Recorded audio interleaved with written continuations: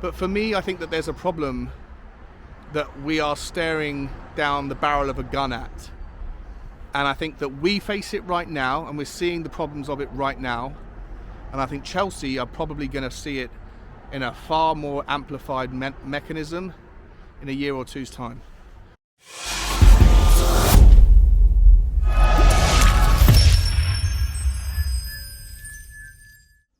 Morning guys, how you doing? Welcome back to the Spurs Talk Show. I'm Sean Butler. Bugsy Malone is just in front. I hope you're all happy, healthy, doing the things that you love with the people that you love doing them with. Guys, do me a favour, smash the like button, smash the subscribe button, smash the notification bell, and drop a comment, let me know your thoughts.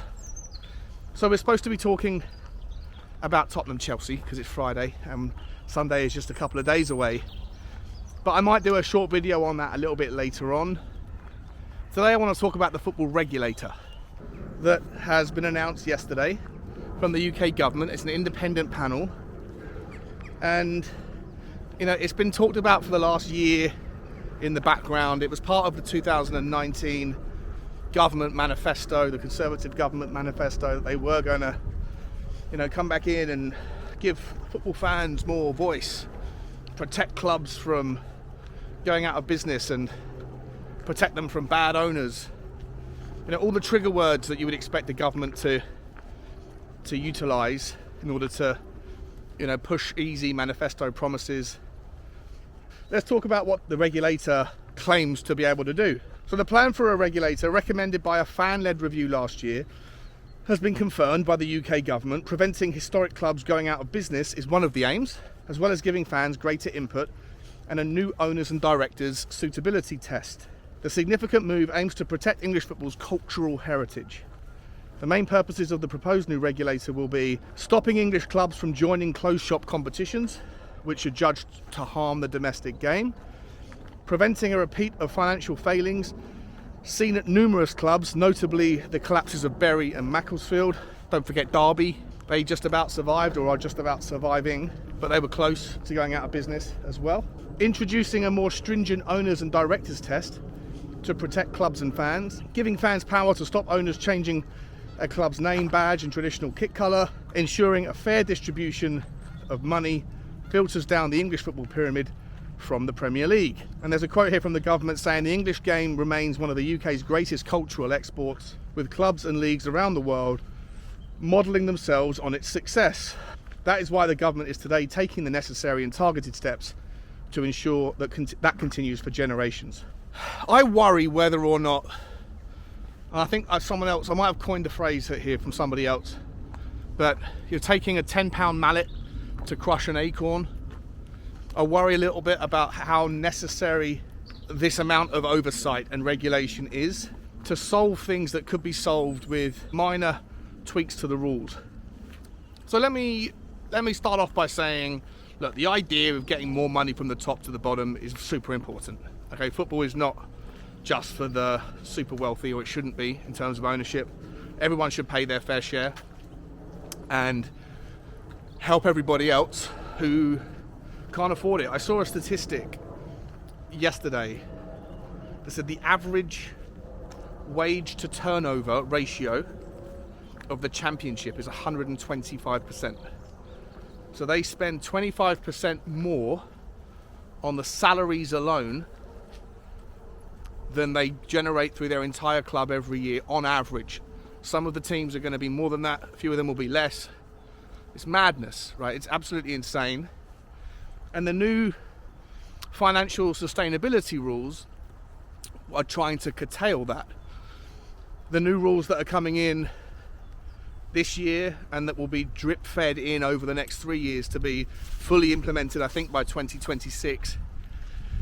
The rule is, I think, as far as I'm aware, at the maximum level in 2026, clubs will only be able to have 70% of their turnover that will be taken up by wages, player trading fees and agents fees. So Tottenham are well within that. I think Tottenham's wages to turnover is, I could be wrong, I think it's like 40% or 35%. So I'm not going to speculate because I could be wrong on that. But we're doing pretty well with that whole ratio. You have teams like Everton that are right at the top end of it, like 95%. I think teams like Paris Saint-Germain are at 110%. So there's crazy misspending happening, and that has happened, that can't really happen anymore for years. So the sustainability rules are in place to try to generate the correct movement into a financial model anyway. And with this new independent regulator coming in, I guess forcing more money from the combined revenues that the Premier League gets in terms of TV money and media money, and probably some of the campaign prize money, will be reshaped and distributed throughout the leagues to help out the smaller teams in the football league, help out the non-league teams, help out even the grassroots teams, which is important, and I support it.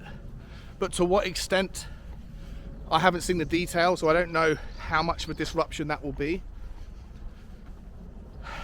So I think that's a good thing, right? I certainly think it's a really good thing to be able to have more fan representation.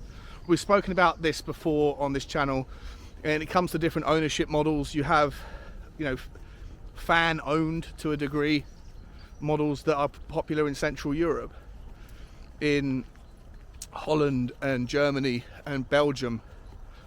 There's quite a lot of that representation already taking place, but it only really works as a model if everybody's singing from the same hymn sheet.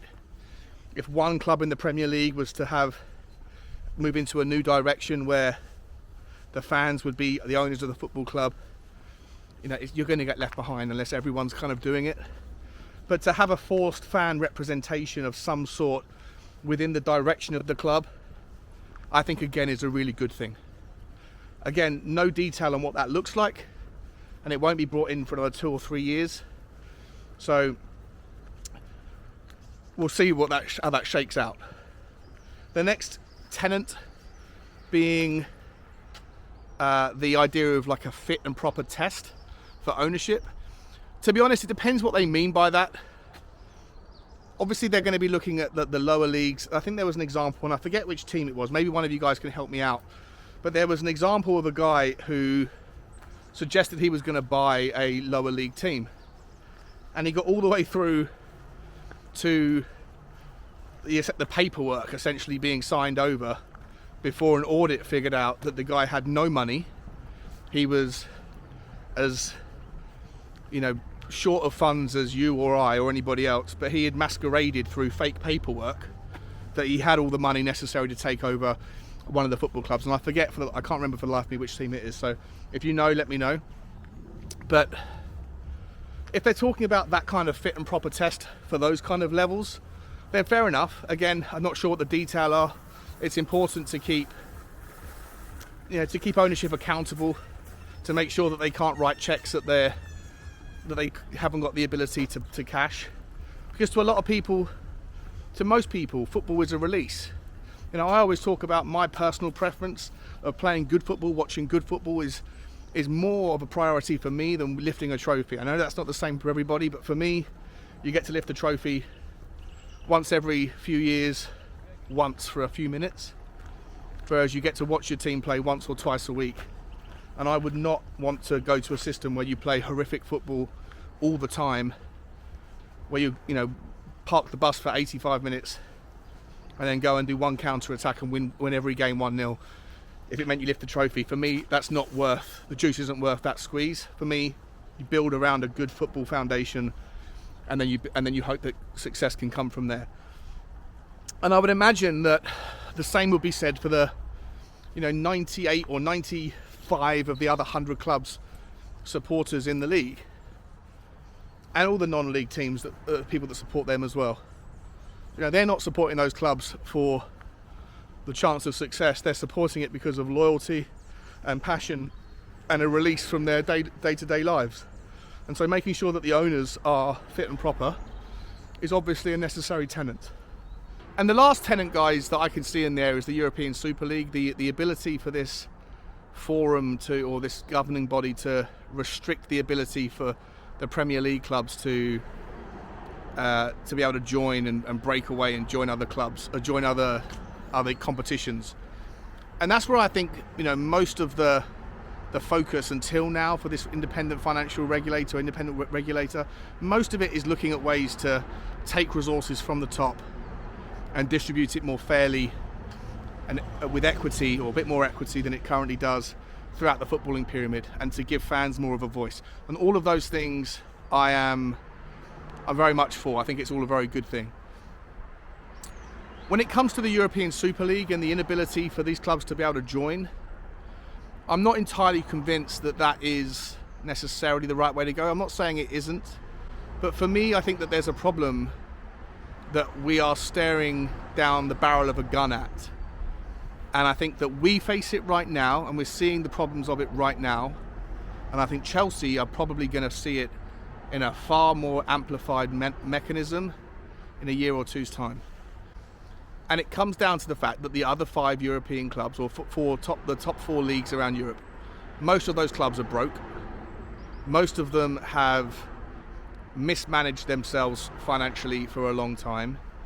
And as a consequence of all of the money moving into the Premier League, all of the sovereign wealth moving into the Premier League, the ability for them to compete in European competitions, whilst it still looks healthy at the moment, generally speaking, these clubs are, you know, incapable of paying anything like the same wages for the same players, unless you're one of maybe 3 or 4 clubs around Europe. Tottenham have got £250 million worth of players out on loan because we can't sell them into Europe, because nobody can pay the asking price. And even if the asking price was low enough for the quality of the player, as I said yesterday, the players are under no obligation to relinquish their salary and take on 30% of what they're getting paid at Tottenham to go somewhere else.